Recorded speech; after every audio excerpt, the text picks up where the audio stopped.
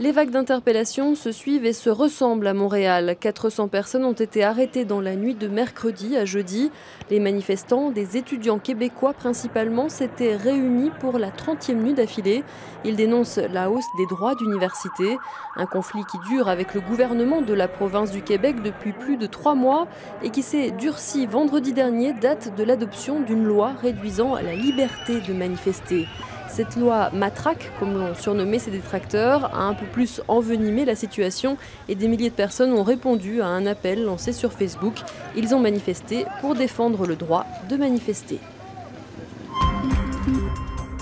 François Hollande dans le grand bain européen. Le président français a goûté au charme des discussions à 27 en participant à un conseil informel à Bruxelles. À l'ordre du jour, la croissance, les eurobonds pour mutualiser la dette et la détermination des dirigeants européens à garder la Grèce dans l'euro. Compte rendu de 6 heures de dîner qui était destiné à préparer le Conseil européen de la fin juin. Il est venu présenter son pacte de croissance, lancer de nouvelles idées, les euro-obligations et défendre son credo, le sérieux budgétaire. Mais après 6 heures de discussions interminables, François Hollande découvre aussi les pesanteurs du rite européen. Quand on se réunit à 27, les 27 parlent. Parce que quand 22 ont parlé, pourquoi 5 resteraient silencieux? Il faut qu'ils en rendent compte à leur opinion publique. Et ils parlent avec des durées extrêmement variables.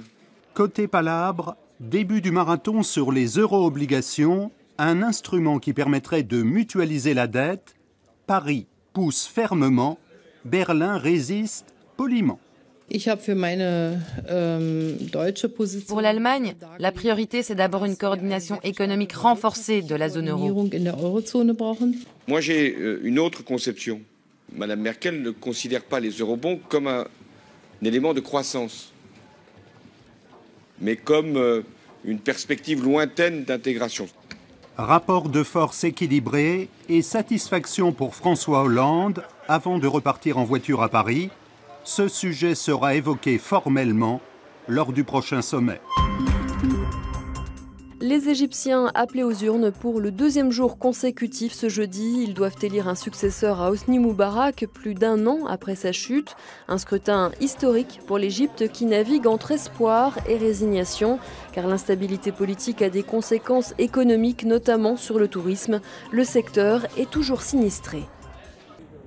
Les pyramides de Gizeh sans touristes, la carte postale idéale pour les photographes étrangers. Mais un cauchemar pour les Égyptiens. Les habituelles cohortes de touristes ont disparu, guides et vendeurs sont désespérés. Il y a un parking juste en face de nous, ça peut atteindre dans la haute saison jusqu'à 60, même plus, cars. Des cars remplis. Mais comme vous voyez, on ne voit pas un seul car. En Égypte, 3 millions de personnes vivent du tourisme. Mais comme ces chameliers, ils sont désormais de plus en plus nombreux à devoir changer d'activité. Ici, la plupart des gens qui travaillent sont obligés de vendre leurs chameaux, leurs chevaux. Ils n'ont plus d'argent pour les nourrir. Depuis la révolution de janvier 2011, les touristes ont déserté le nord du pays.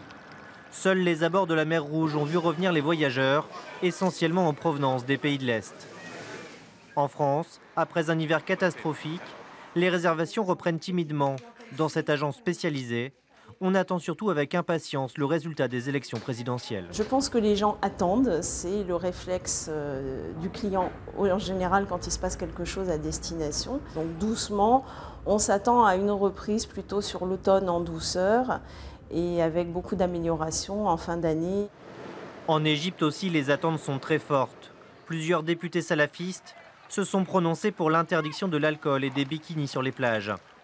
Ce patron d'agence de voyage redoute que la situation empire avec l'élection d'un président islamiste. D'abord, il y a le risque de nouvelles règles pour les touristes.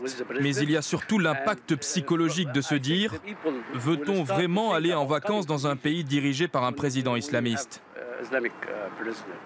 La question touristique pourrait donc devenir politique. Mais pour l'instant, les tours opérateurs français tablent sur un retour à la normale avec des réservations en hausse de 30% l'été prochain. Tout autre chose à présent. Attention, séquence nostalgie. L'arrêt de mort du Minitel a été signé. Il devra disparaître le 30 juin prochain, après 30 ans passés dans les foyers français. Car contrairement à ce qu'on pourrait croire, vous êtes encore des milliers à l'utiliser. Ça y est, c'est officiel, le Minitel se déconnectera définitivement le 30 juin prochain. Mais tous ces petits cubes auront le droit à une seconde vie. Ils seront démantelés et recyclés. Le plastique servira au pare-chocs de voitures, le verre broyé à l'enrobage des routes et les cartes à puce pour d'autres appareils électroniques.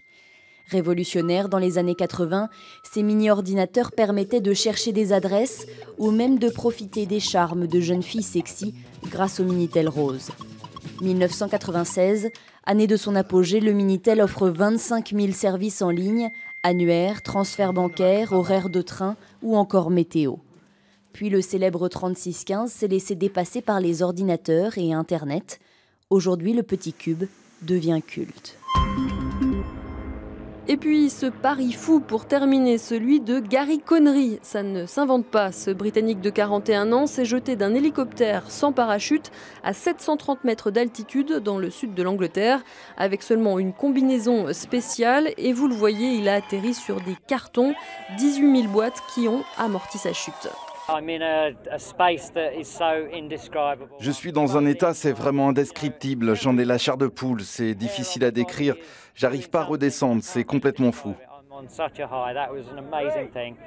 Gary n'en était pas à son coup d'essai. Monsieur Connery est un ancien cascadeur qui a travaillé pour des films comme James Bond. Comme quoi, un Connery peut en cacher un autre.